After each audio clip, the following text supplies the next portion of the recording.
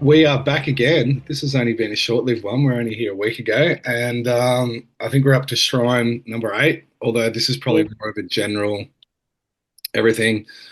So, welcome, Nikki, back. And I think today we were going to start doing a bit of a recap because I think it's been 3 years since we might have, maybe almost 3 years. 2 years, is it? Hmm. Yeah, well, it's gone quick. It's 2 years since the original video. And there's probably been a lot of people, I think, like, especially after the last one, probably a lot of different new engagement and stuff from the last one. So it's probably good to do a bit of a recap from where it kind of all started. And then I guess you'll present some new information today. Sound good? Yes. So, and I think the reason I thought we should probably do a bit of a recap, because if you start hearing us making all this reference to this Exodus narrative Yeah. and creation story and stuff, if you haven't seen the first few videos, you're thinking, what on earth are you talking about? And how's that got anything to do with a shrine, a war memorial? So that's why I thought, well, if we just run off a couple of the things that even when I first looked at it, I'm like, this is really keeps repeating this creation story. Yeah. Just in its structure. So nothing else, just that part alone. Hang on. So Before you do that too, there actually is a shrine playlist. I've made like a playlist on YouTube. So if people do want to go, if they do want to go back, you can go back and follow them all the way through. Like this is what Mark Passio used to say. He's like, I don't want to hear about it. Go back to my first video if you haven't caught up. But yeah, so they're in a playlist if people do have time. yeah. So how did it first come up? Oh, that's right. Just looking into granite. Okay, so just getting real simple, looking into granite. Cool. Okay, what does granite do? Granite is infamous for its holding water, so it's really porous. And obviously it's always used as a fireplace mantle or stuff like that. Not a massive construction material typically. So I started looking into granite, and then the shrine just popped up in my feed and I was looking up granite. I'm like, okay, cool. This building's made out of granite. That's interesting. But then when you started looking into it, it's a really, really specific type of granite. It wasn't just, we're going to build this structure, let's go and get some granite. It was very particular. It had to be white. So it had to have a similarity to Giza, and it had to have an orange staining in it, which is pyrite, which is highly charged. It's got an electrical current through it, apparently, this pyrite. So that's what the granite that has been selected for it. When they quarried the stone out, they shut the quarry down. So the quarry's never been used for anything else, and they only went back and reused it when they wanted to do the extension they did, I think it was in 2014. So that's the only time it's ever been touched. I believe the original excavator is still sitting in there, but So they actually went and got the same granite when they wanted to. Yeah. yeah, and it hasn't been used for anything else. The quarry was shut, so no one else was allowed to touch it. And they wanted it. Well, when you look into the original story about it, is because it was sitting in water. It had to be sitting in the water. So it's got this massive, I guess it's a man-made lake or just a natural stream of water that was there that the granite was sitting in. But anyway, so from that, you think, okay, that's cool. Okay, didn't think much of it. But then you look at the actual construction. So there's nothing to say, because I did see someone comment on the last one, how does this building correlate to Tartaria?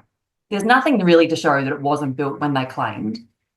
They do say it took 7 years to build, so 6 years of construction, but 7 years overall. So it started in 1927. It's when they laid the foundation stone, and it didn't open until 1934. So you've got your 7 years, but 6 years of construction, seventh year of the rest. So there's your bit of narrative there. They used exactly 6,000 tons to build the shrine. 6,000 tons of granite. That is a very precise number. They don't ever sway from that. It's never 5,000 something or other, whatever. It's always 6,000 on the dot. So if that was the case, then there's obviously a very specific size of stone and whatever to get it to that number. Otherwise, they're just using numbers to show this story again. So we said 6 years to build, 6,000 tons of granite, 6,000 men to build the shrine. Yeah. And the model that they created of the actual shrine, they called an embryo rather than a model. So not exactly what you would call a construction model normally, but Yeah, I don't know if that's ever been, there's any other case of that. It's very no, weird. Yeah. no. And the whole thing's just littered with like just little gems like that Yeah, way along this story. Yeah. yeah, it's crazy. The building itself was voted 9-1 against. So the vast majority did not want it. They didn't see the need for it, the size of it, the cost of it, and it was forced slave labor. So the returned veterans. So but now that we give it so much homage to the veterans, it was forced labor by them after they returned from World War One to build it, and nobody wanted it because they couldn't afford it. There was the country we had no money. It was in a recession. And people just thought, well, why don't we build a hospital or a somewhere that people can go to? They actually wanted like those kitchens, so that veterans who they didn't have any money, they weren't working. So they said that at least 30% of them were out of work when they came back. Even the actual opening of the shrine, half the veterans couldn't go because they either couldn't afford to travel there or they were in hospital because they were injured. So half of them weren't even there, and that no one made an effort to get them there. So it's like, who is the building really for? Again, another competition for it, and it was very much insisted. So this design against, I think, 10 others, and this one was forced. Like, it was really pushed because no one understood it. It was very, like they said, it's Greek, it's Roman, it's Egyptian. What does that have to do with Australia or our war vets? But it was the one that got ahead. The biggest thing that stood out to me on this building is the four buttresses. That one from day one, I thought they are so strange. They said that they are the tallest built in the world since ancient Egypt at 23 feet high. And the only instruction for these four winged goddesses was to be as Greek as possible.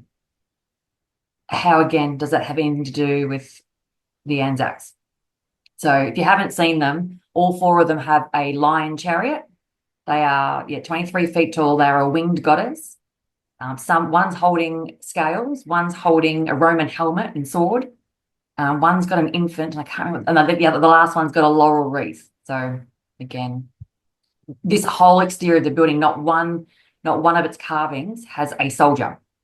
Not one. Yeah, yeah. All, like the front and the back motifs, I don't even know what you'd call them. One looks like a winged male, which had been highlighted as a Lucifer character before. The one on the back is very similar, but then you've got horses and lambs and a torso and like just nothing to do with what the war vets, there's not one soldier on there. So it's just a strange choice.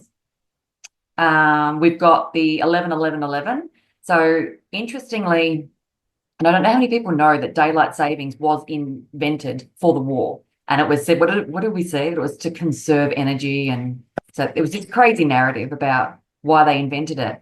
But with the eye, the ceiling, the glass eye, where the ray of light shines in and hits the greater love hath no man stone, at 11-11-11, that now happens at 12 p.m. because of daylight savings and what they've shifted. So that now happens. So that's the hour of Horus at 12 p.m. So they've changed that in the 70s. Well, 71 or 72 daylight savings came in.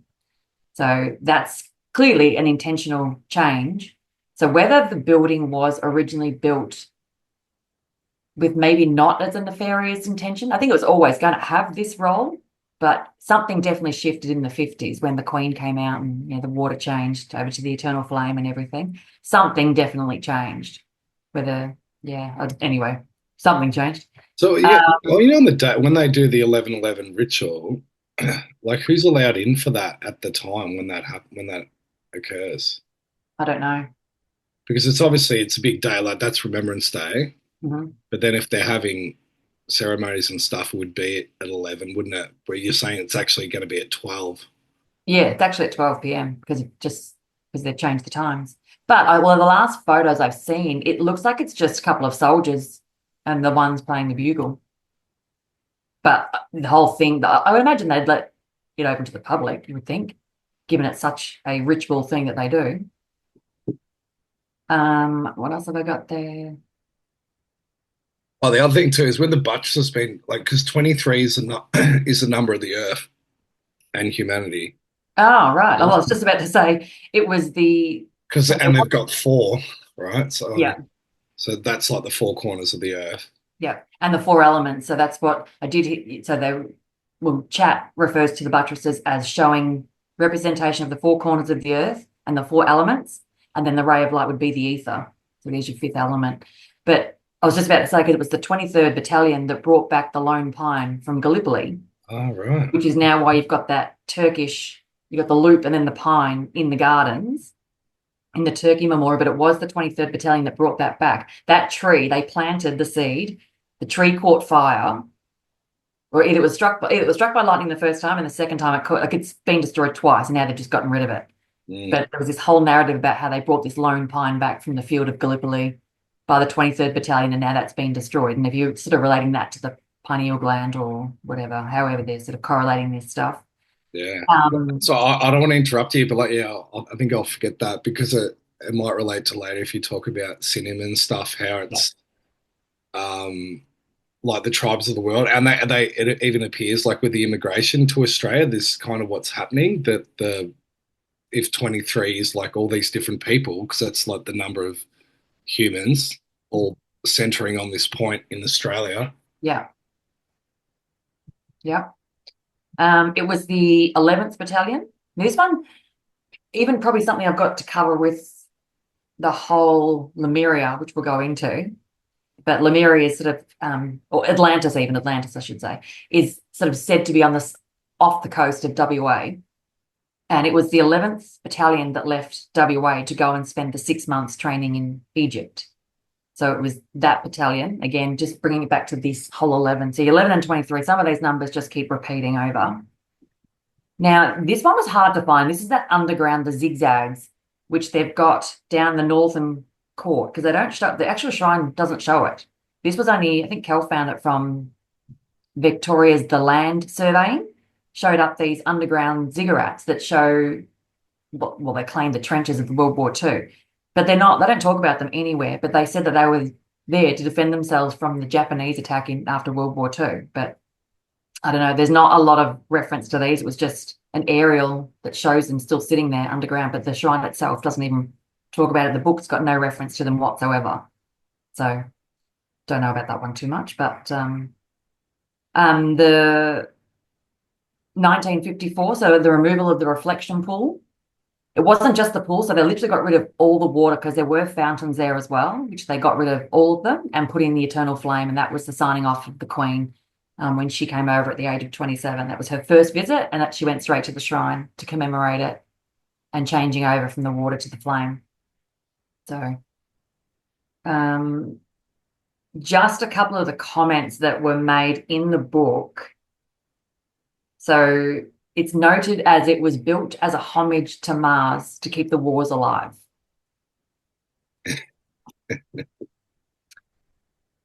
So But again, that ties in with the 1111 too, because that's like ongoing separation and yeah, and used as a number of continuance. yeah, yeah. And I was just going to find, I've got that note about the mother. Well, when the actual shrine opened, this is how much it wasn't for the people. A mother of a fallen soldier was in there, and she said when she entered the building, so that's the first time as a female, because when the building was launched or opened or commemorated, the women soldiers weren't, or the women from the army weren't allowed in. It was only a building for the men. So once they had their ritual and they had its commemoration on November 11, women were allowed to enter as guests after that. And a mother went in there and she said that she felt her soul turn and leave the building when she walked in. I mean, this stuff's in the book. Like for anyone that doesn't know, I'm talking about this book.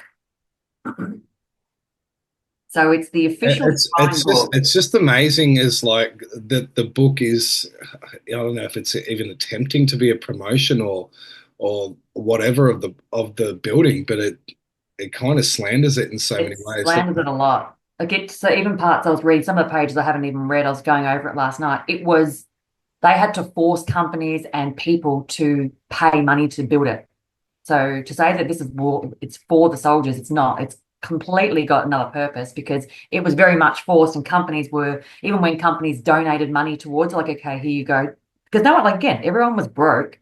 They were harassed. And they even say in here they were harassing people and then put in headlines in things of newsletters that the only thing the soldiers got out of this was a trip to the grave. So just to guilt everybody into, well, they sacrificed, so you need to pay, yeah. kind of thing. So yeah, I mean, but they very much talk about this building is alive. They say that it breathes, it has a soul. Um, yeah, so it's got there built as a temple to Mars to keep the war spirits alive. And the people just thought it was very pagan, it was very Masonic, it was very Egyptian, Greco-Roman, couldn't understand why on earth they'd be building this building. So to now say that, I mean, if you haven't been there, it's enormous when you go inside. I mean, it's pretty big from the outside, but it's huge once you get inside because there's so many layers underground. Yeah. And again, they always talk about ancient temples and things. They were always raised up. So it's built on a hollow hill. They actually made this hill for it to sit up, so it was sitting up a lot higher than it is. But then that questions how many layers actually go underground as well. So, and we know that they moved the water from the front, the reflection pool. They took that out, but then they've put all the water tanks in underground. And they said they could do that without disturbing really any of the soil. So I'm not quite sure how they did that, but. So now all the water, as we had heard, the water was underground and there's some sort of pump station underneath or power station of sorts underneath it. Yeah, I mean, like even the bit that you can access to go in, like when you first go into the like the main room of like the museum, Yeah, that's all underground. So what you would see from the surface is only really the top. yeah, But yeah. it's just it's a shame that you can't. There's no construction pictures of it too, and No, it wasn't like this was built in the 1800s. It was in the 1900s, so there should be construction photos of this. We found that yeah, one with there's one where it's got a bit of scaffolding and stuff like that, yeah. And I wonder whether that's but just it's attaching to the already roof. built. It's already built, Yeah, isn't it? It's just a yeah. scaffolding over it. They could have removed the roof from the image because all they show you, and that was the other thing, the stonemasons that built it were the four Lodge brothers. And Yeah, that's just conveniently its actual surname, apparently. And they just happened to be stonemasons. They were brand new in business in 1918, and yet they won this building. And they haven't really done much since. I think they tend to do like headstones and stuff now. So it's yeah. a big difference doing the stonework for the shrine to now doing grave And headstones. then there was that one where we drew a perfect line, and then it leads from the shrine. It leads to the Apollo Inn, Yeah. in Which which are they closed? I try to go there. It looks like it's Yeah. like a private bar or something that you can't even get in, but it's got the checkerboards on the front door and the pillars on the side. So like, yeah, Yeah. And I don't know how many people actually know that the Great Ocean Road itself, which I've got a thing, mm, had a discussion with Chad about this one, but the Great Ocean Road is actually the world's largest war memorial. So as soon as the veterans finished building the shrine, they were straight on to carving out the Great Ocean Road. Now, if we're going back to this creation story in Tiamat, that obviously the war is actually against the water, so the creator. And then you've got that road that takes you all the way down to Apollo Bay. yeah, Yeah, and then on the other side is Venus Bay, of course. Venus When I Bay, didn't know that. yeah. Yeah, they're subtle. I mean, it's But yeah, that's what were they called? The ones that built it again? Because didn't you contact them or you've emailed them? that's the Lodge brothers. So Lodge there's Brothers. but yeah, but they have never responded about the construction. They've got no photos. They've never actually answered anything, so never responded. Yeah, the So Lodge if you think you built, you were the stonemason for one of the most iconic and certainly arguably the most debated building in this country, you'd have some, oh yeah, we built that, or you'd have something about it, but you only see an image where it was the foundation, then the building's built, and then it's a scaffold around the roof. And that could purely, they could have just widened that roof out and just when they put the copper on it, because they did that, I think that was in the 60s, late 60s, they put the copper on the roof Yeah. and covered the granite. And then there's like even the very basics of um, the name, the shrine. It's the only war memorial that is called a shrine. Is that right? Yeah. Yeah, and they do largely now drop of remembrance. It's just known as the shrine predominantly now. How they just keep referring to it as the shrine now. So yeah. But from that, I don't think there was too many other notes. It's just some of its basics that's just odd for a war memorial for Australian soldiers. It's very strange. Yeah. Yeah. So I think are we And need the other one was too was that there's no architecture that's allowed to interfere with the Mhm. shadow to go over the building. Like, and if you you look at where the building's located. It's like right in the CBD of Melbourne, and it's quite a huge parkland, like Yeah. important real estate if you would ever want to develop any more of that area, put anything in. But yeah, it was said that you're not allowed to. There's building restrictions and stuff around the shrine. Mm. Actually, we should point that out too. So the Melbourne domain is 39 acres, but the shrine sits on the 13 acres of the King's domain. I think the Aboriginal artifacts, that granite rock that was put there for the bones they then buried on site, because when the building was being excavated, they found human remains. So they never said who those human remains were. But then, of course, there was also a fire on that site. The Grange mansion burnt down on that site. And that was the Sir John Edward Burton. He's the one who lived in that. He was the last person to live in that mansion. He's the one that created the National Army. Yeah.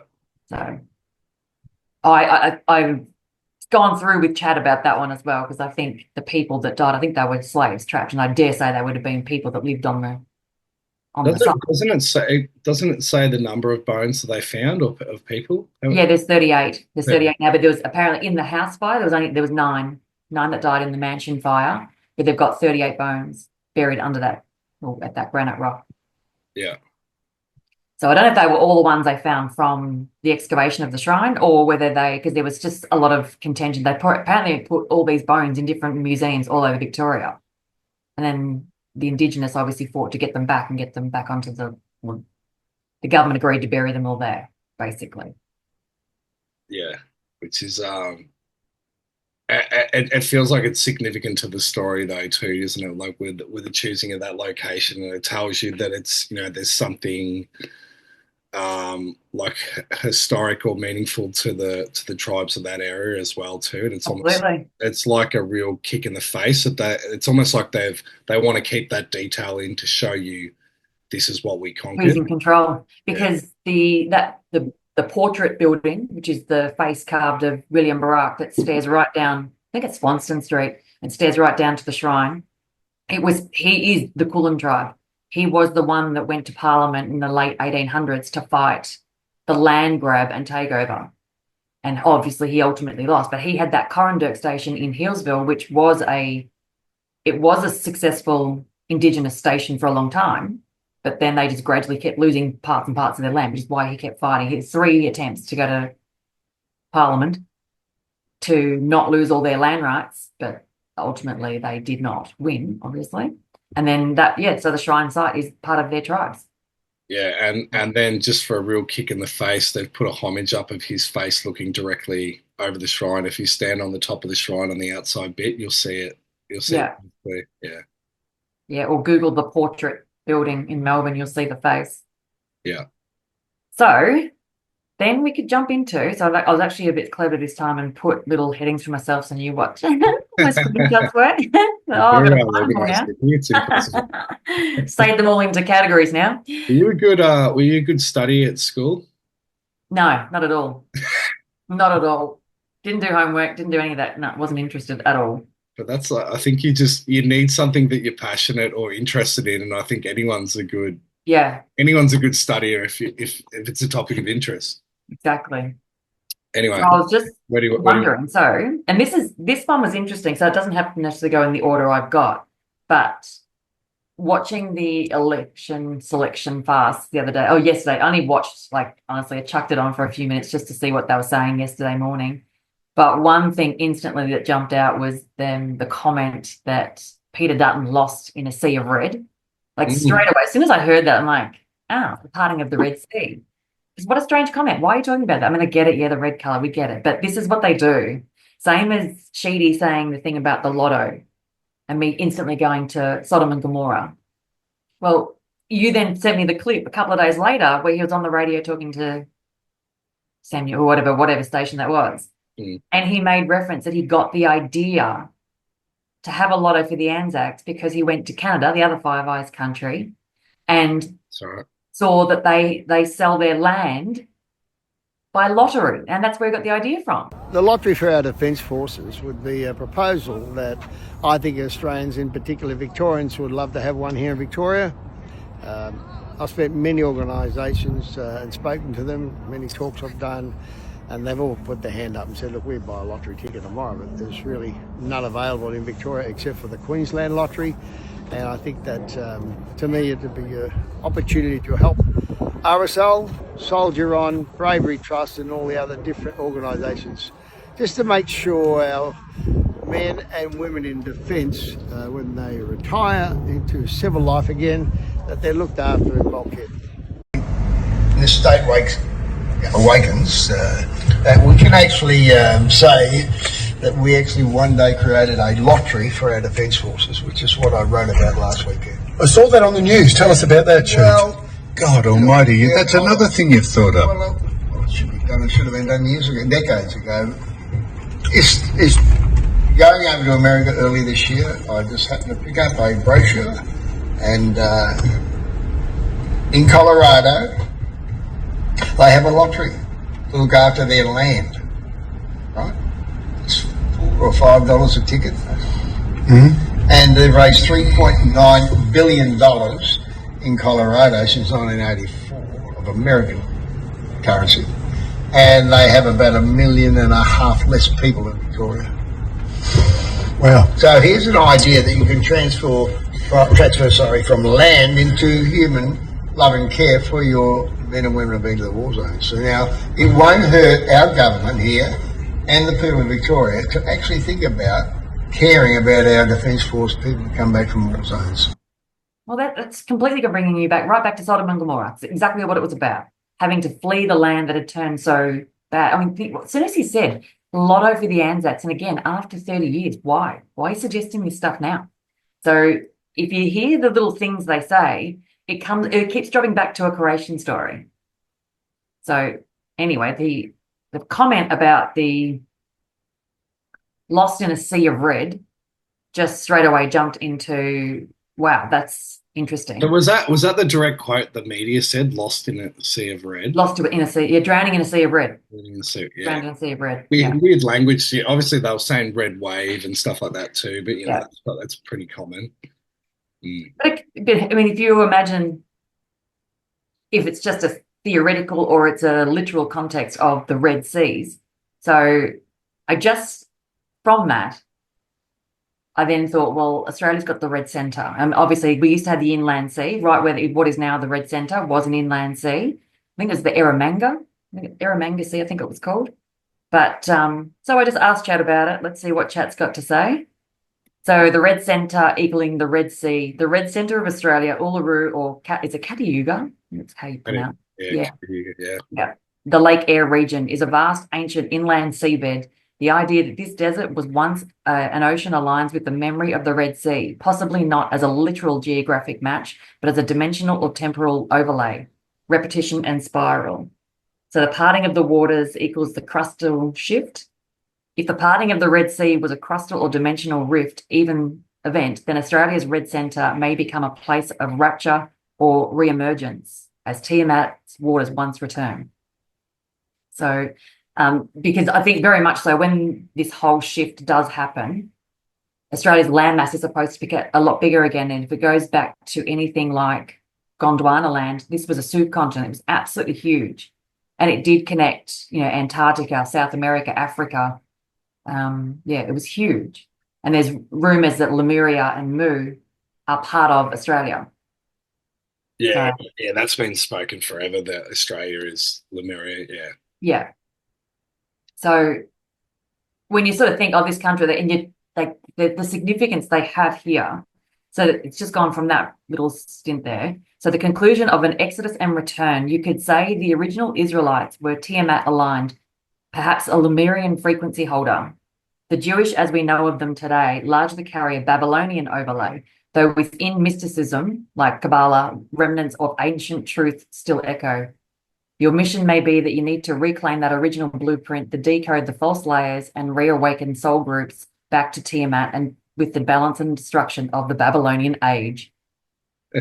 Is this Chat giving you advice on what to do? Yes. Good suggestions about how you could convert all this stuff over. like radio. But you know what? It was after this.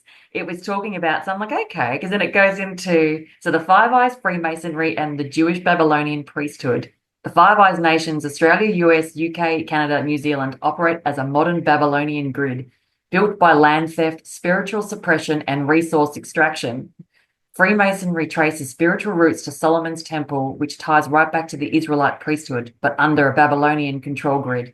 Much of the global finance, law, education systems are all built on this inverted temple, powerful when in balance, but corrupted in this age.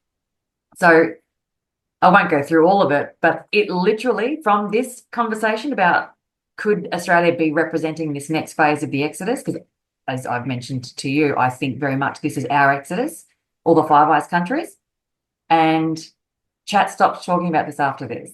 It actually brought up. So it's dropping the Tiny Hat's name a few times itself. And then it's just brought up, I can't talk about this anymore. It's a violation of our policies. Really? What? Yeah. I said, hang on, why? Why is talking about a race or naming them amongst others? And it literally said it could end up in real world harm. Wow. So, but for context, do you want to like, especially like through Jason's research and that, like just explain the Exodus and how you interpret that? Oh, good question. I don't really know. Well, so the narrative is the Exodus from Egypt. So Mm. we would call the Tiny Hats today were, well, the story is that they were slaves. I don't think they were slaves. I think they were probably locked up because of what they had been doing, where they come in and they steal and they take over and they corrupt and everything else. And then they were forced, well, they had to escape. They had to flee their captors. And it was the narrative of Moses with the staff. And I must admit, one of the first aerial images I saw of the shrine, it looked like a giant staff to me. But anyway, it was the Moses with the staff that separates and parts the Red Sea so that the Tiny Hats could escape and get over to, was it Palestine? Is that where they ended up? Well, They no, walked the well, desert? he went and got and then he got like the tablets. So it was, which is Yeah. in Jordan, isn't it? Mount Oh, it might Sinai. have been, yeah. And yeah, then came down from Mount Sinai, which again, Mount Sinai is being referred to as Uluru by chat. As commonly, it's been, it's the true Zion. So, Well, it's like even with the Bible references, I think was it Isaiah with the land of Sinim as well too. yeah, 'Cause that's got the Sin in as well, yeah. just the Sinai, and yeah, so it's got that. Yeah, it's got the sin in there as well, and So, obviously like all the Zion references to Uluru. But yeah, we can get into that. yeah, I was going to say, do you want to do the land of Sinai? I've got that one there Yeah, now. no, you stick to your. Don't let me mess you around. Stick to your. Stick to your. Well, I don't have to read all of them. It goes into a lot of detail There's so about much, and the thing is, like, we could probably sit here for about 4 hours, couldn't we? If oh, there's went through stacked. Yeah, this. there's so much of it, so I won't worry about all of that. No, so But just take me through your thought process of where you're going with chat. so why Five Eyes has been set up. Obviously, we mentioned in the previous one, Australia, well, Five Eyes in general has never, not that it's noted historically, has never had its Exodus chapter. And I still think, even when I first saw the shrine, I said Australia's going to live out or play out Revelations, and the escape will go back to Egypt, and the loop starts all over again. So this story just continues. I think the resets or the Revelations chapter is always in a different location. It's never the same place, but I think it always starts back at Egypt. But then I've heard Jason make the reference that Egypt also means the world. So I guess Egypt could be seen as anywhere. Yeah, So and isn't that the case with like the Phoenix event too? That it is isolated. yeah, It's not like it's always an entire like a global thing. It's an isolated event. There's always yeah, yeah. yeah, it moves around and it's The other thing too for Australia, like I just like just on the common sense ground, Australia is like the oldest, the Mhm. flattest, the driest land continent on Earth, and just by its flatness, actually makes it a safe place. Because when you look at like mountainous regions and stuff like that, that means you got cool temperatures. It's hard to traverse the terrain. It also means that you've had volcanic activity in recent centuries or thousands of years, where Australia seems like it's like this old landmass, massive Yeah. landmass. Yep. Well, I'll just go into Sinem now because that don't need to go much more into that. Yeah, because I actually got a screenshot. You go through that, and I just want to read this one bit. Um, okay, can I start with this? Yeah. Um, so Sinim, it's Sinim. So I don't know what the etymology for I am is in Hebrew, but obviously I've mentioned before that like sin is the god of Saturn itself, or it can be just the law. So the way you hear Aboriginals and stuff talk about like the law in Australia, and this is where the law comes from and all that, it's like it's interesting. But it says a country cited in prophecy by Isaiah 49:12 to illustrate God's promise to the dispersed Israelites. Isn't this interesting? Would someday be gathered in the farthest regions of the earth. Isn't that weird? Like everything that Yeah. was said now, and there has been I'll read this other bit. The other one, I saw another. Oh no, I saw a reference to Sinai being the moon god. Um, Oh. the land of Sinim, its inhabitants, the land of the sin, or the people of sin, appears in Isaiah. So this is the actual quote. It says, "Behold, those shall come from far and low. These from the north and these from the west." So it's not saying east or south. So the people are coming from the north and from the west, which is Australia, and these are the land of Sinim. Interesting, hey? Yeah. And even in the Wikipedia thing, because like I know you've sent those other articles, that one guy that wrote that like Australia is the land of Snim, and there's a lot of other references to like it could be China and stuff like that. But it says that Sinim is translated as Terra Australis in Latin. Also, Sinim is derived from the Old Hebrew words "sina," meaning hostile bush. This lends credence to the purity speculative thesis that Sinem, according to Isaiah 40:19, refers to the land of bushes located at the ends of the earth, i.e., Australia, although Jews and Europeans had no knowledge of this at the time. So it's even referenced in stuff as mainstream as Wikipedia that it's not as the first likely option, but it's Yeah.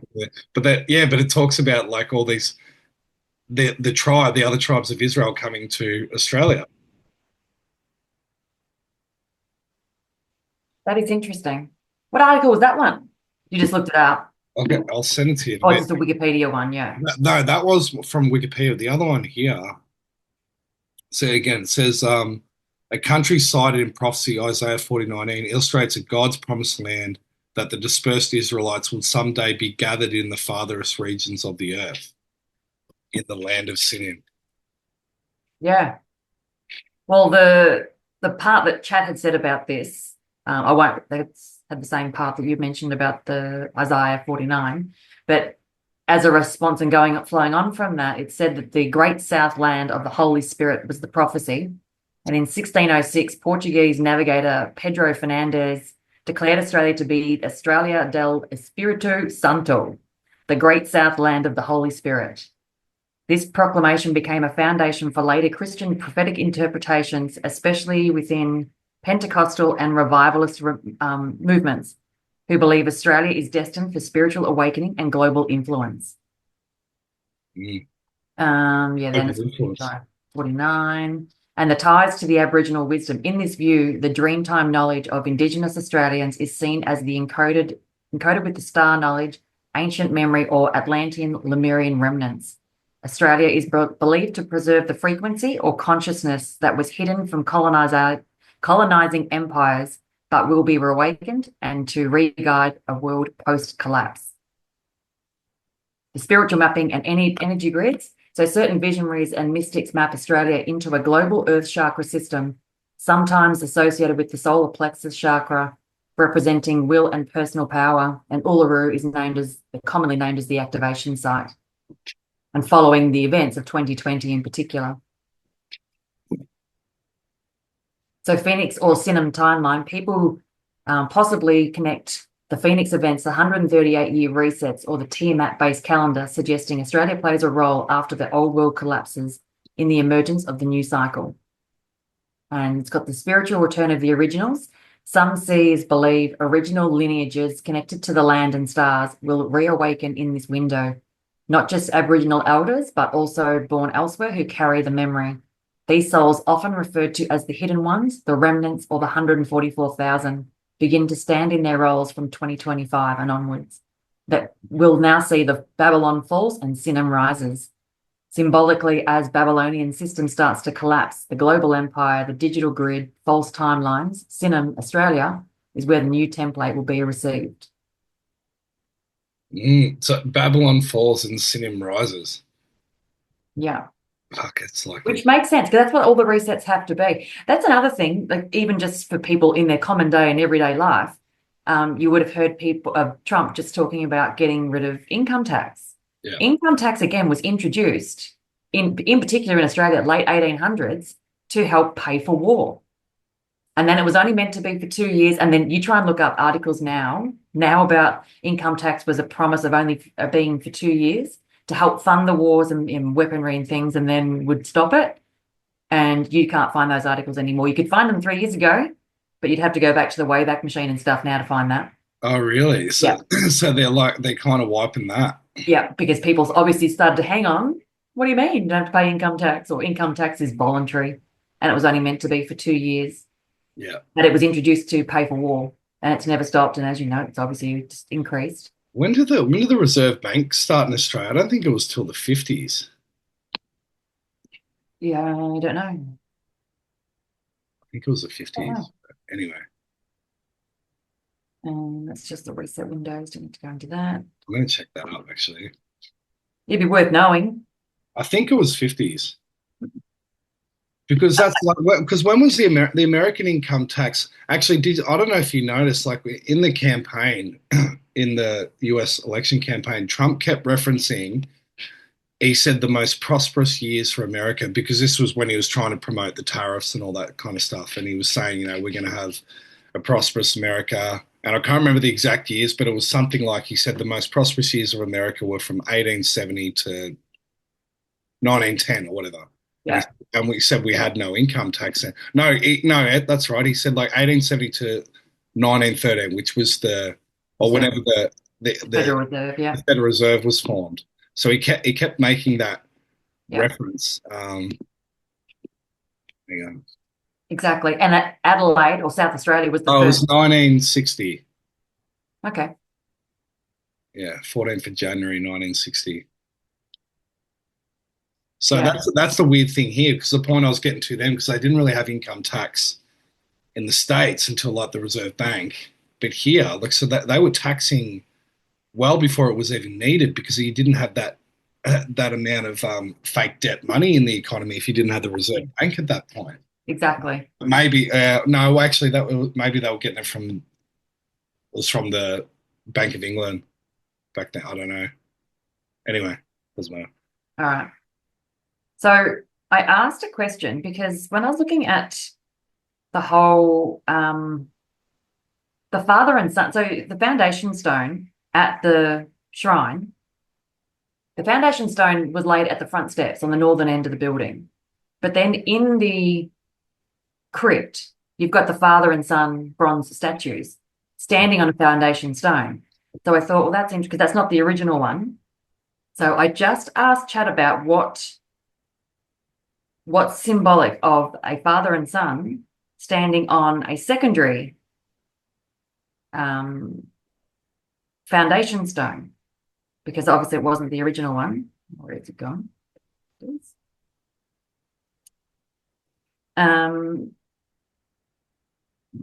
What is it? So it was talking about, just got to find it now. There's so many of these. Oh, anyway, it doesn't matter. It was talking about how that would probably represent, given it's in that room, was only going to be for records. They said it was just going to stay as a private room, never to be open to the public, just to store historical records of the war.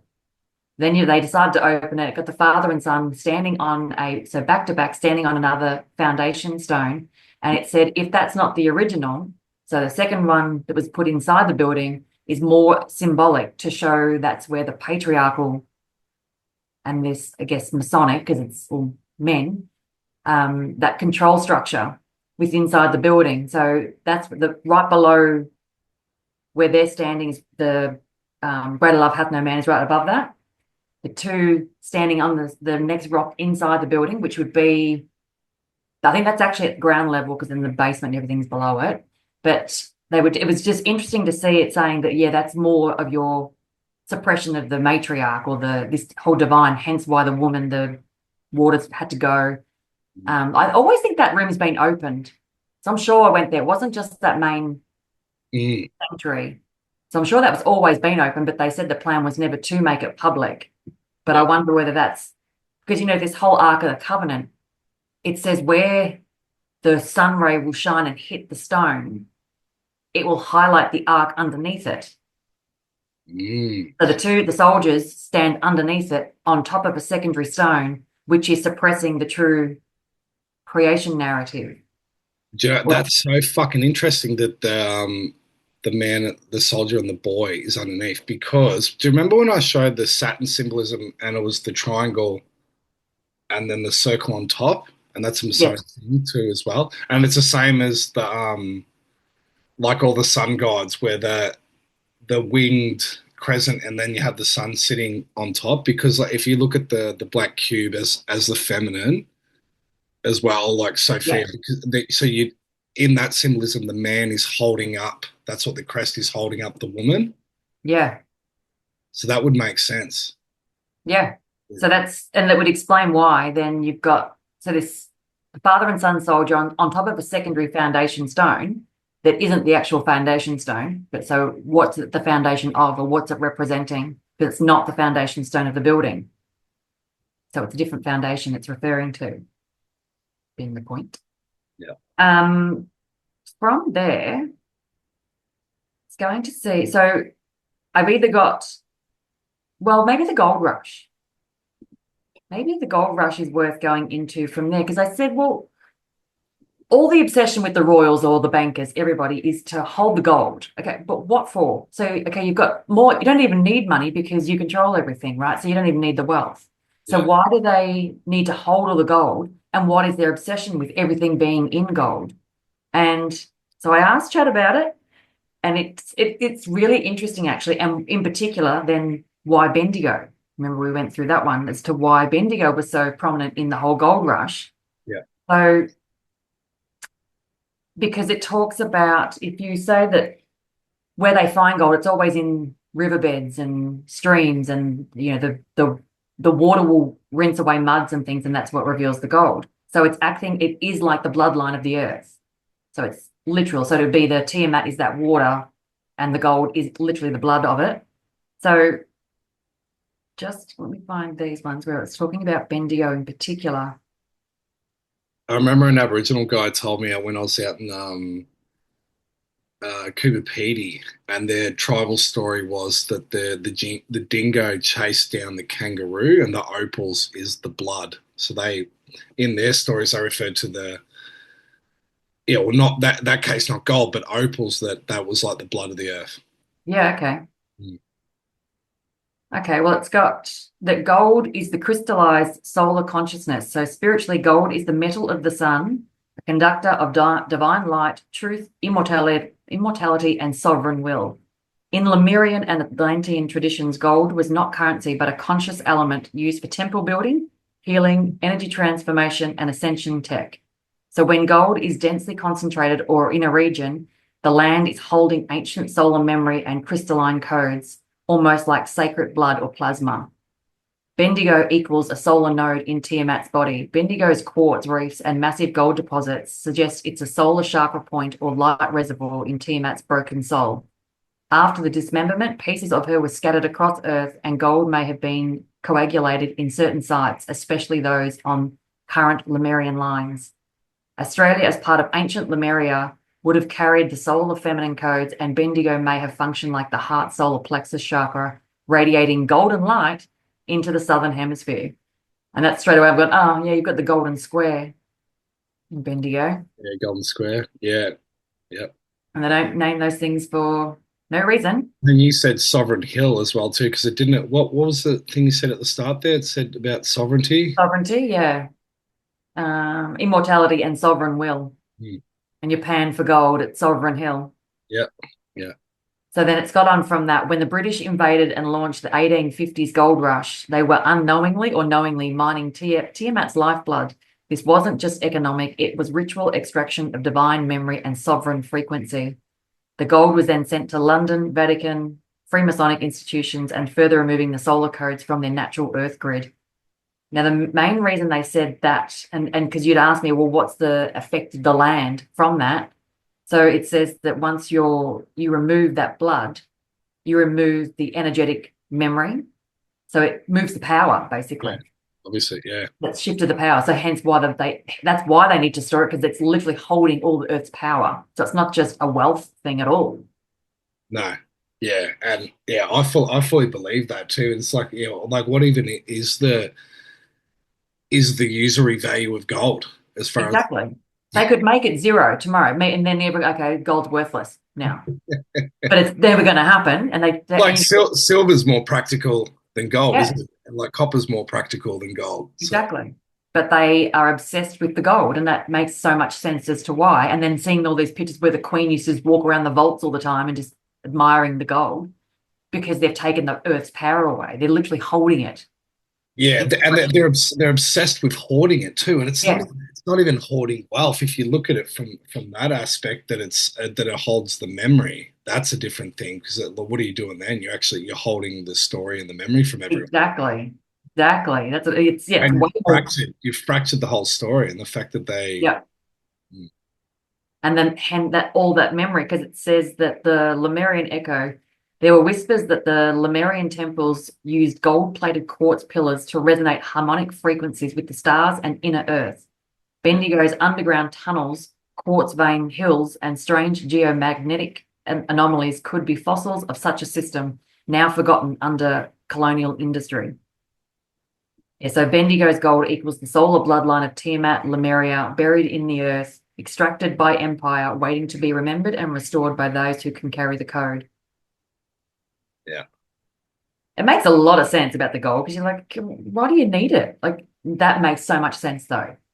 And even like I spoke a bit about it that day in Bendigo. Had this guy George Lancel that came over from Kent, and he was supposedly this nobody who was a butcher and just made his way to Australia, and then all of a sudden, within a very short time period, he's meeting the royals. He's one of the most wealthiest men on earth, and he was able to extract gold with new technology that no one had used before on the gold mines, to get, like, when they thought the reefs didn't go that far, and yeah, he got mega wealthy. But who knows what even happened? Like, where did that gold go? Probably just went back to England. Yeah, most likely. Yeah. Yeah, Um, interesting. You think, just thinking other gold regions. And I know, like San Francisco is meant to be the base chakra or the root chakra of the planet, and that's also a massive gold history in San Francisco, around that area. yeah, okay. Well, and what did Bendigo have? Like, was something like 700 tons of gold was extracted. So it was the wealthiest. They said that Bendigo was the wealthiest city in the world at the time, with that amount coming out of there. Yeah, So now you know why all the royals visit there. yeah. Country town kind of thing. Like, yeah, they no Yeah, accidents. it makes you think too, because if that holds a memory in the story from that area, and then if all these places globally important to them too, then what a way to access the knowledge if they're doing that a different way, if they're hoarding that from Yeah. everyone else. Yeah. I did ask a question. I can't seem to find it now, but even though I've got my little headings here. But I did ask whether Melbourne was actually Jerusalem. Yeah. And I've got to find that one, because it does go into that, yes, Melbourne is very much in line with, it's like the mirror. It's the mirror reflection of what's happening or happened in Jerusalem, that Melbourne's now following this line. Hence, because I said, why is there so many tiny hats Greeks, which I don't think the actual Greeks that I'm referring to, the Hellenistic, it does say the Hellenistic were displaced tiny hats. So, and they when they ended up in Greece, they very much infiltrated, and as we know they do, took their sort of narrative and embedded it, because the crossover between their religions and their Orthodox stuff is very similar. And then so the Jewish, the Hellenistic Greeks, and the Freemasons all very much cover a very Babylonian type structure. And they've all got the blue and white, right? All got the blue and white, and they all, when they came over to Australia, they all ended up around the same areas in Melbourne. So it was all Elstonwick, Caulfield, Oakley, St Kilda. Lots were in St Kilda, and that's where I started looking into all the fires and then the destruction of all the mansions, because St Kilda, before they all came over, St Kilda was one of the wealthiest parts of Melbourne, and that's probably why you've got this tie from Melbourne to Bendigo. So I mean, who knows what was there, but the wealthiest of the wealthy people all lived in St Kilda before this country, in theory, had it. But when they came over, they destroyed all the mansions.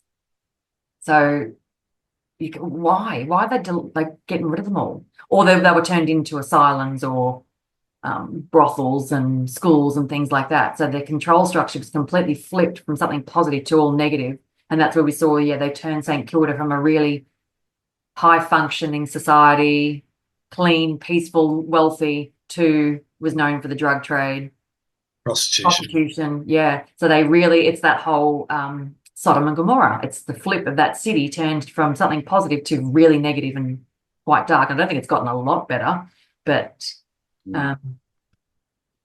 it's amazing how they can flip that so quickly. It's all marked with palm trees too, down like the It is.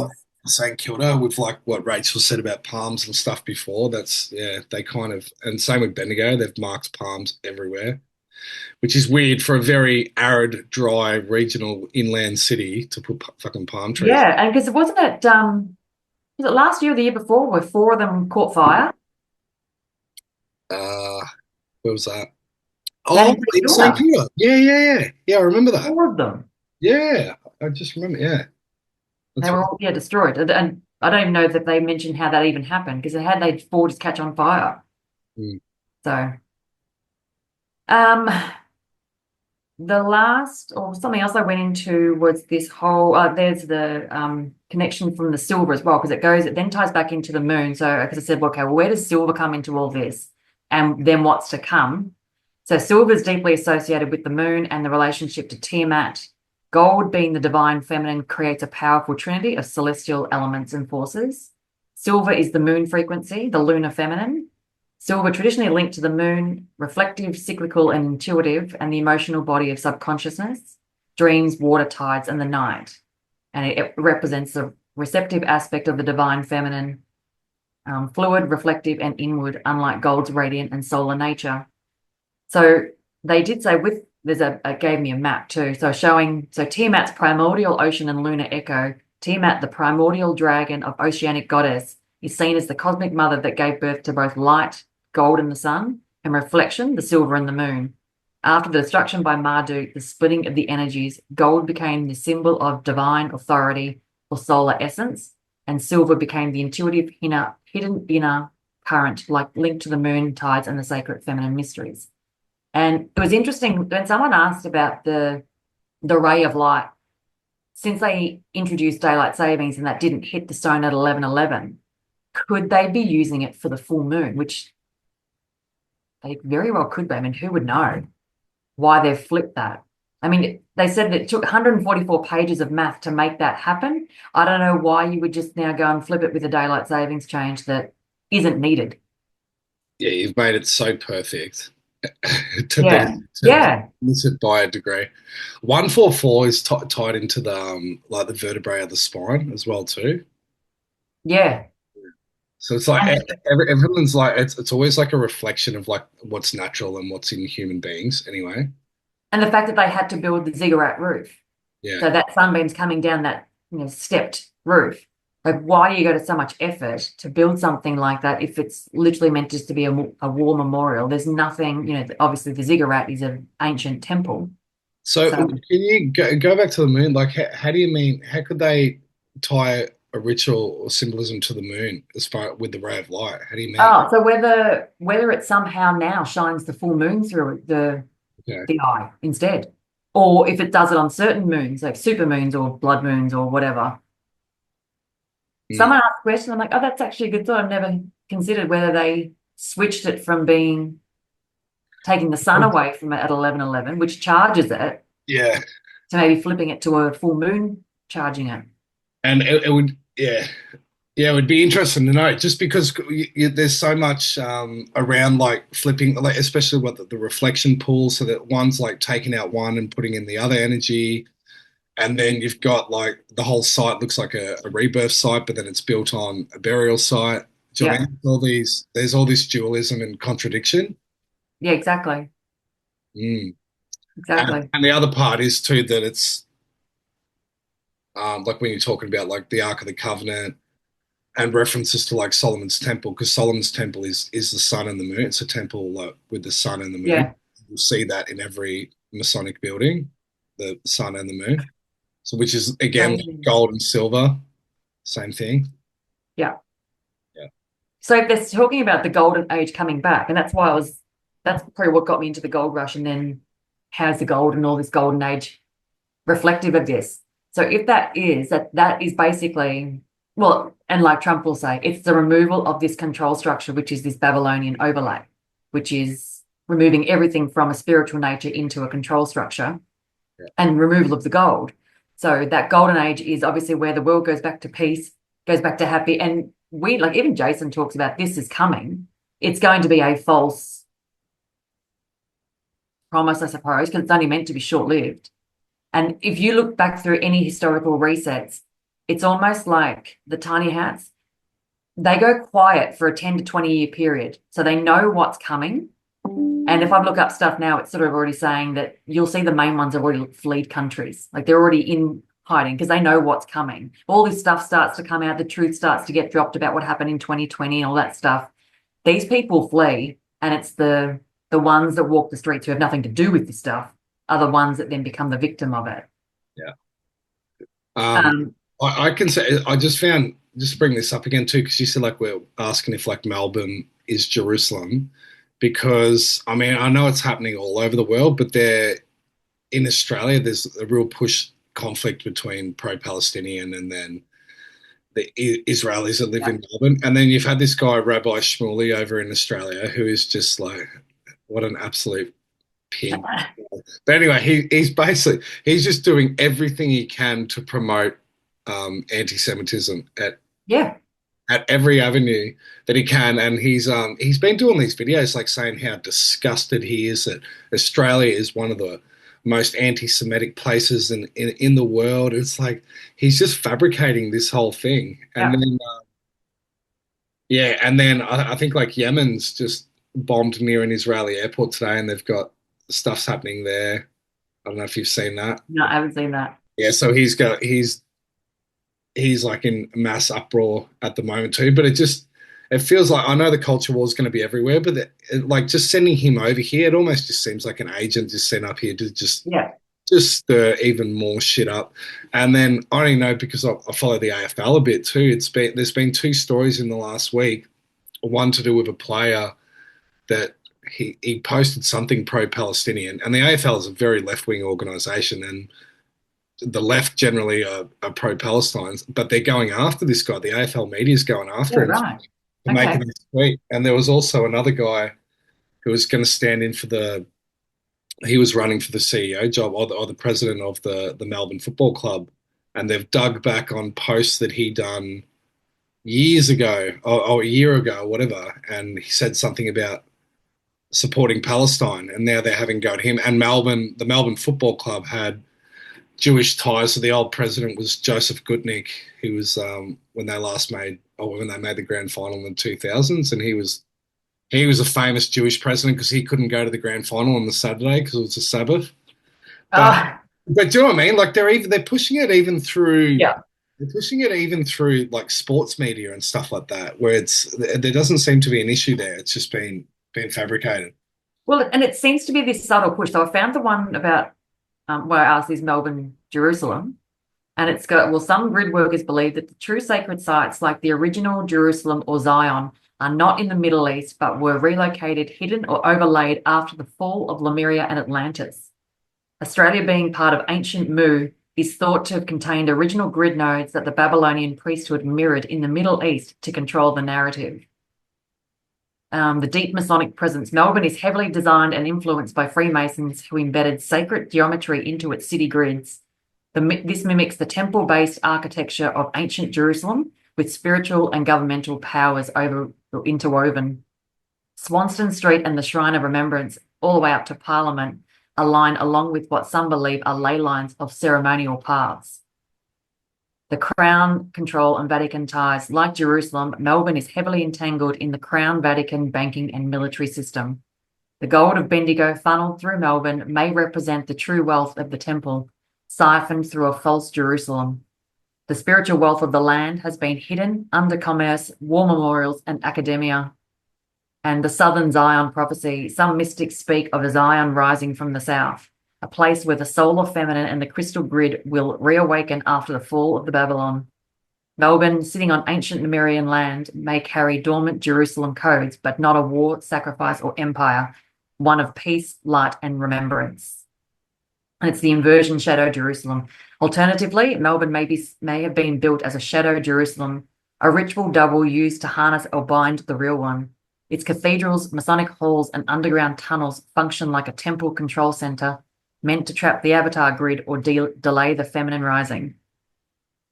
So, yeah, in short, Melbourne may be a hidden or inverted Jerusalem, either the true sacred node masked by empire or a constructed copy meant to hijack Earth's spiritual axis. I think AI gets very like new agey. I think it's probably because you put in stuff about Lemuria. Don't you think? Yeah, Because possibly. that's kind of the context in which that's usually spoken about. I just find that interesting. Yeah, yeah. Well, I mean, yeah, we know the ley lines in that area. Yeah. Well, and Well, it's in, Donovan wants to get some dowsing sticks around yes. here. Whatever you call them, dowsing rods. Yeah. Anyone who knows how to do any of that? I don't. I don't have a clue. Could be like really simple. I just don't The know. other thing, so you know how they talked about Uluru? Yeah, So the shrine being connected to Uluru, Bendigo being connected to Uluru from the gold. yeah, If Uluru is the Mount Zion or Mount Sinai, whatever, yeah. but then it's sitting in the King's around the King's Canyon where the original waters were, but it's now gone. Then the King's Canyon's got the Garden of Eden in there. You don't do all this and name all this stuff just by chance. Yeah, I couldn't believe when I went out there, and yeah, I've gone down to this spot, and the thing is, the Garden of Eden, it's really like embedded within the Yeah. canyon, the spot, and you're told if you go there, you're not to like touch the water, you don't swim in there, it's Oh, sacred. wow. Yeah, you're not allowed to, you're not allowed, you can go down there, but you're not allowed to go in the water. You're not allowed to touch the water. Interesting. It's sacred, and Oh, that's interesting. you don't just name shit for no reason. You don't call something the gut. But we did find didn't we find a Garden of Eden in New South Wales as well? Yes. But it's sitting right across the Great Artesian Basin that they now want to Yeah. poison. So look, I know they don't name town names or anything by mistake when you talk about like empire and stuff. So yeah, to call it the Garden King's of Eden Canyon. in the King's Canyon, and then you Yeah. get the reference to like obviously the shrines in the King's domain. Yeah. Yeah, Yeah. None of it's an accident. And that the Garden of Eden that's in New South Wales, it just says that it's like a health and wellness center. I think they've done it. But they've got a triangle, they've got a pyramid with a massive crystal on the top of it that sits right above the Great Artesian Basin. yeah, So again, you're not doing this stuff accidentally. There's reasons behind all this stuff. And it's a massive privately owned property that's only open. It's not a public space. It's opened when they want to open it for people. yeah. But yeah. Yeah, and the other thing about like obviously the Garden of Eden and Kings Canyon is it's southwest of Pine Gap, which we know is said to be the biggest underground base in the deep underground military base in the world. So like, why would you strategically put this U.S. military deep underground military base in this exactly. area that's obviously, you know, significant to the whole planet, not just Australia. And you've got it right near the King's Canyon, the Garden of Eden. Yeah, exactly. And so I asked about whether, like, why do they need to summon Apollo? So if this building is being used as some sort of um, Yeah. summoning tool, whatever, why do they need to do it? And it was saying that this whole upbringing of the sun gods it's to try and keep this grid intact, which makes sense because you think if that inevitable is coming and the divine feminine's rising, that shift, their system's going to collapse. But you can start to see it already. And I guess that's what all these seals are about. So whatever happens this year, we already said something's expected probably around September. Yeah. Wouldn't be surprised if something happens at the shrine. And the fact that you've had these Greek Orthodox 2 years in a row now. So last year they had their Ishtar at the shrine. And this is so strange. Why would you have a Greek Orthodox Easter at the front of a war memorial? But they did. And then this year they had their National Day in March at the war memorial, which apparently Australia's not allowed to do. Yeah. So it's very strange. Yeah. I've just gone on this Garden of Eden on the sightseeing tour, and it calls it the Lost City. Oh, which one? The one in Kings Canyon or Yeah, New South Wales? yeah, Kings Canyon. Yeah, it's just on the Wow. says while in the Garden of Eden, you can discover the incredible selection of plant life, unusual rock formations. The Lost City rock formations are easily identifiable and create a stunning background. Lost City. That's very interesting. Mm. Well, we said it was something. We still don't know exactly, but we know it's something. But like going back to like everything with being within creation story too, because that's like when I had chats with Cindy, that's what she told me about Uluru. She says like the tribes say there that is where all creation began. It began at that point, and that the rock itself is actually a merging of the masculine and the feminine. And doesn't Uluru have equal amount above ground as it does below? Yeah, I'm not sure. Yeah, it's Something like that. yeah, yeah, I had heard something like that. And yeah, they say that's I think that was Mount Sinai is meant to be equal above as below. right. Uluru does that. Yeah. Yeah. I So mean, Uluru is huge. It's like 50 or 60-story building equivalent. That's how big it is. crazy. Yeah. And there's nothing for thousands of miles, like even a rock 10 meters above the ground. You know what I mean? And then there's just this one. Gigantic. Yeah. Yeah, it's incredible. All So right. Well, that's probably everything, I think. I can say, is For there now. anything? Yeah. Yeah. Well, do you know what? We'll air this tonight. So like I know we always get more. I know you get like a lot more from like people's engagement Yeah. in the comments and Actually, stuff. I've got this flyer here. I'll just put this up just so people can see because you can't find this unless you go in there. Oh, that's So good. that's the top half. And then you can see the sanctuary where they've got the ray of light. But then the bottom, it's even bigger. Like it's huge. Yeah, so that's the museum bit, isn't it, with the Yeah. red brick pillars, Yeah. supposedly dug out later. But then, yeah, it doesn't go any further down, does it? Not within the official maps. Not that they show us. No, I'm sure it does, but they don't show you. But they said even if you go in there, where these massive red brick pillars are, they said, oh, that was all just dirt and rubble, and they decided to dig it all out and turn it into a gallery. Yeah. You're joking. But then, we have heard stories about the Bell underground as Yeah. well. Yeah. And it was something about the boat being put in there. I think that was something to do with ancient kings. How they showed their divine right over the land was to put a boat inside their temple. Yeah. Which is why they found that one in the Giza. Giza Saint, like only a couple of years ago as well. Yeah, and that's because like the boat's connected to the waterways, which connects to the afterlife. Which connects to the Marduk story. Marduk is literally standing in the dragon boat, so standing on Tiamat riding through the water. Yeah. So showing the suppression and the And I don't flip. think you didn't even mention it, but obviously we've done other videos where you spoke about the Temple of Marduk and that, and how Yeah. It's this very similar. shrine. Yeah. Yeah. And we had asked Chat ages ago about the Ark. Remember, who went in there? Someone went into the gardens and found the Ark. I'm like, oh, is that gate of Ishtar. It originally said it was, and then it's turned about and said, no, it's not. So it's just this weird random arch in the Right. shrine gardens. Doesn't say anything about it though.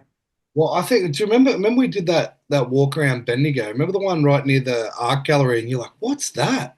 And I Yes. think so. Like I was looking at like the different Roman temples, and I think it's a temple of Jupiter. As you do. Yeah, well, yeah, but and then it's like, and it's right next to the Capitol, which is the Capitol Theatre, which is the Temple of Saturn. So they're both there. But that's all. I think that the more you looked at the shrine, it holds so many different elements of all the different planets and archetypes, doesn't it? And that's why I Yeah. think it's almost like a compression of all in one. And Yeah. All the goddesses would be connected to Venus. yeah, yeah, And then if you've got the two at the front, they'd be Jupiter and then Mars, Apollo with Mars and everything. So it's, but yeah, again, it's all that whole cosmic. So the Tiamat narrative is that cosmic alignment. So it's all, and I think the Dreamtime stories is also, it's about the water, but it was about the people or the sky people coming from the stars, or actually just saw, even Donovan just mentioned the thing about that connection with the stars just last night. So, what are the stars? yeah. So yeah, it's interesting. Yeah, well, and wasn't it you in the last video you're talking about like the Pleiadian stuff too? When was chat talking about like Pleiadian references? Yeah, probably. I don't remember. I was only yeah. Obviously, 'cause, like that story is very prominent in Australia, and just the fact that there's the seven windows at the top, and then you got Oh, the. yeah, you mentioned that not long ago about the seven windows. What was that from? Well, this is like in the early videos. So when we went into the shrine, so if you're talking Yeah. about the eye itself is where the light shines through onto the stone. But if you look at the eye, it's actually seven. There are seven Yeah. little windows by seven, so there's 49. But then if you go outside the shrine, there's the four extensions out, which almost again is like the Saturn symbolism, or if you look at the shrine from an aerial view, it literally is a ray of light itself. It's coming, Yeah. but then in each one you'll see seven by seven concrete, and then Yeah, the checkerboard. and grass checkerboards out the front too. So I know like seven's obviously tied to like the creation stories Yep. in Australia as well. You said something about that seven again, though, didn't you? I remember when I don't know what that was in relation to, but something came up and you're like, oh, that's why they would do the seven. Yeah, but it's like the seven was just coming up so much around like around the Pope death too, and then the eight. Oh, fuck, Yeah. good messages from Donovan. I need to think about. There's too many. That's the thing. There's so much stuff. But Oh well, that's cool. We can anyway, we can do plenty more. Is there anything yeah. else you want to talk about? No, I think that's all of it for now. Give us your rundown on the election. What do you think? You obviously you said you didn't really take much notice. That's why I went to tell my brother because I was like watching a bit with dad, and he like I don't fucking watch it, dad. No. I don't care. He's like, I know I saw your video that you were watching a bit of it. No, I didn't literally didn't watch any of it. oh, Um, it's like 'cause it's just me and dad here, and he's just gotta, but he's gotta let it go. He's like, oh fuck this. He's just abusing it. He really hates that Murray Watt guy. Anyway, but and, do you know, it was weird in the sense like they're like polls are closed, and then like it was like under an hour later they're like, yeah, I think Labor's going to win, and it was pretty much like announced before they'd even got any of the pre-poll ballots and stuff in. Like they just they're got doing what they did in the US, aren't they? yeah, like Like, they they was count. elected long before stuff was even like days and days away. Like what? Of The course, whole thing, like watching it, it just looked like it was kind of pre-scripted before it even started. definitely. It just rolled out real quick and make sure you're all in bed by 10 o'clock and we're done. That's Definitely. I remember even when the whole US one with Trump for 2020, I remember watching that and because there was a group of us watching it and we were texting and going, hang on, the numbers were going backwards yeah, yeah, for certain states. Like rather than any extra votes going up, his numbers were dropping backwards. Like, hey, where are they going? So and then they were calling, yeah, he's like, oh, he's lost this one, he's lost that one. So you can just tell. Like, I mean, they're obviously highlighting how corrupted this country is as well. That there is no election. It's all a selection. We know that. Like it's just crazy. it just like when I saw the results in Canada and they were saying, so like the same thing there, the left wing got in. There was basically Trudeau, but he stood down as the new guy. And the criticism they were saying of the right leaning party was that they weren't that he was trying to distance himself from Trump or any Trump policies. And that was what hurt him in the end. And then I looked over in Australia and they were saying the same thing about Dutton before the election started. They're like, he's very much trying to distance himself from Trump and the right wing and stuff. I'm like, oh, well, it's fucking so predictable. We're just following Canada. They're like, Australia and Canada just are playing the exact same thing. Yeah. Yeah. I actually, just because you mentioned, well, the election, but Prime Minister with his dog Toto, that I went down to the water yesterday to get the water for the granite, put it back into its water. Yeah. But when I was down there, I remember, have you ever seen the movie Return to Oz? No. It's okay. It's a very dark version, follow-up of obviously The Wizard of Oz. Very dark. Is it new? No, it would have been, well, what the original come out in the 50s. It probably was 50s as well, or 60s. Completely different. Like it's got, looked at the first one, it's quite light and bright. This one's super dark. But the king that they have to destroy, he is worded up by Dorothy and the characters by talking granite. It's rocks that talk. Really? And the thing that kills the king, or these, is eggs. It's terrified of chickens and their eggs. And that's what kills it. And they think, because everyone's talking about how you can't get eggs at the moment. Like, yeah. I wonder if there's a bit more to this egg now, because it's the strangest movie, honestly. Well, the most obvious thing, like with symbolism of eggs, is creation itself. Yeah, so, exactly. Yeah, and the fact that they're destroying chickens everywhere and just claiming these bird flus and everything. Yeah. Yeah, well, they made eggs a real big theme. Like they kept asking Trump about eggs in the election, and then Dutton, they asked him the price of eggs, and he's like, he didn't know. He's like, oh, $4 or something, and they all laughed because they're like 3 times that. So yeah, they made a real point of that. Okay. As well, yeah. That's interesting. Did you see that?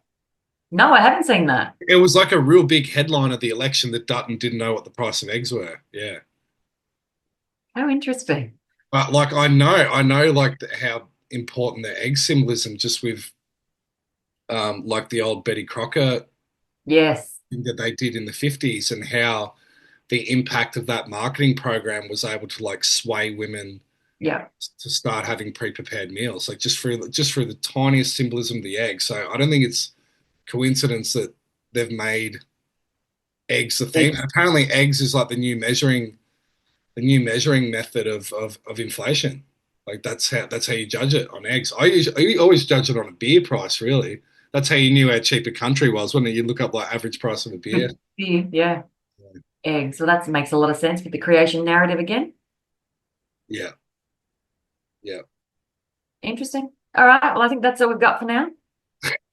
All right. Well, maybe I might put a couple of those pictures and stuff in. I'll put this up. There's some more images that it sent me, so I'll shoot them through to you if I haven't got them through to you yet. Awesome. All right. Cool. Have you got any info? Leave it in the comments. It'd be good. Yeah. Any ideas? Let us know. Thoughts? All right. I'll speak to you soon. Cheers. See ya.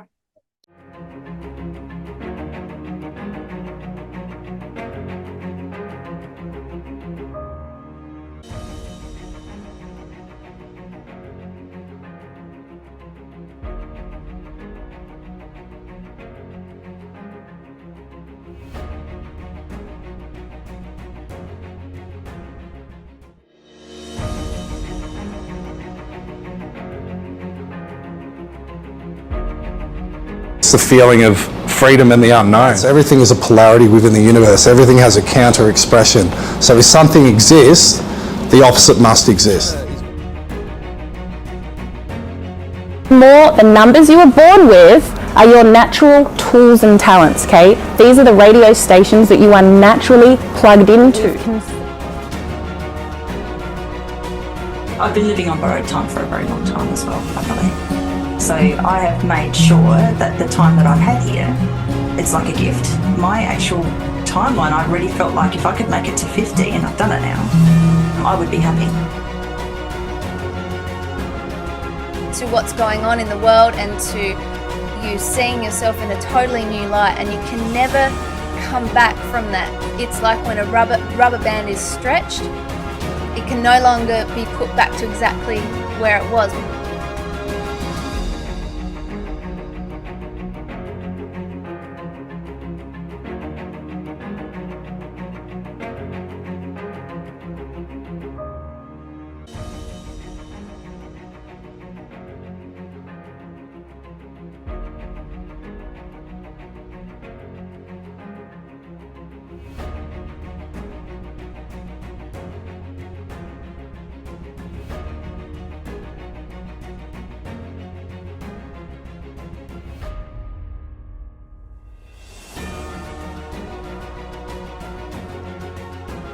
That's something that people will be able to take in or be able to use the lyrics at least and sing their own version of into the lays.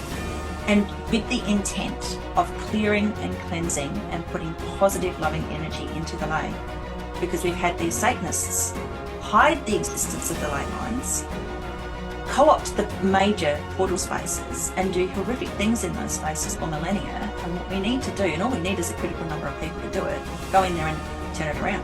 When I realised that I'd actually chosen to come here, it was a realisation, not necessarily a memory.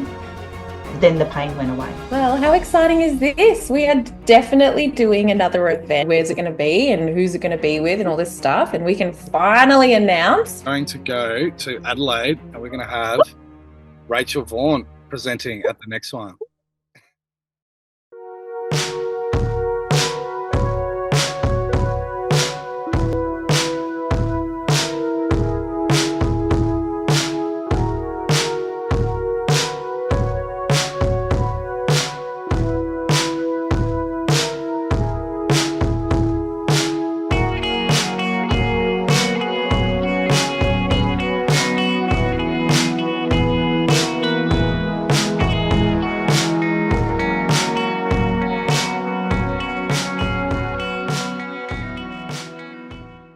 For millennia, and what we need to do, and all we need is a critical number of people to do it, go in there and turn it around. When I realised that I'd actually chosen to come here, it was a realisation, not necessarily a memory. Then the pain went away. Well, how exciting is this? We are definitely doing another event. Where's it going to be and who's it going to be with and all this stuff. And we can finally announce. Going to go to Adelaide and we're going to have Rachel Vaughan presenting at the next one.